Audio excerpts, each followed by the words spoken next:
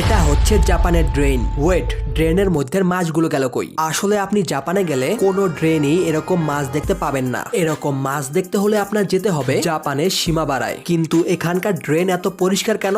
এর কারণ হচ্ছে 1792 সালে সীমাবারায় ভয়ঙ্কর ভূমিকম্প এবং সুনামি হয়, যার ফলে মাউন্ট উনচেনে কিছু সংখ্যক প্রাকৃতিক ঝর্ণার উৎপত্তি হয়। আর সেই পানি এই ড্রেন দিয়ে চলাচল শুরু করে, যে কারণে এই পানি এত পরিষ্কার। আর এই মাছগুলো সেখানকার মানুষ এবং গভর্নমেন্ট দ্বারাই ছাড়া হয় শহরের সৌন্দর্য বৃদ্ধির জন্য। সীমাবারা ছাড়া জাপানের অন্যান্য ড্রেনের কাহিনী একই, তবে আমার বাড়ির পাশেরটার মতো না।